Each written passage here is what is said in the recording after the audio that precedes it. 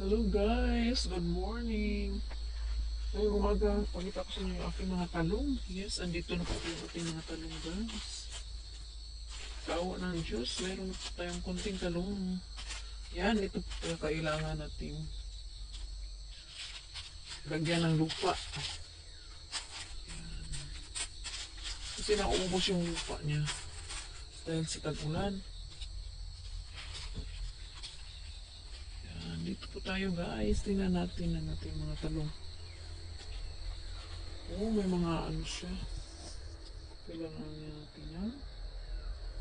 Spray. Yan na po yung ating mga talong guys. Yung ating pinaghirapan ng nakaraang buwan, nandito na. Konting kimbot na lang po. Sana maawa ang Diyos, magkatalong na rin tayo. Yan.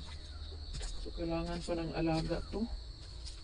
Kasi parang kulang ng lupa. Yan. Oh, namulaklak na pala. Yes, may bulaklak na. So kailangan nating lagyan ng maraming lupa yan. At magsimula tayo maglagay ng pang-abunong para sa bunga. Kasi nagsimula na silang mamulaklak. So mag-abuno na po tayo ng para sa bunga. Saka mag-spray. Yan po sila guys. Yan. Thank you for watching.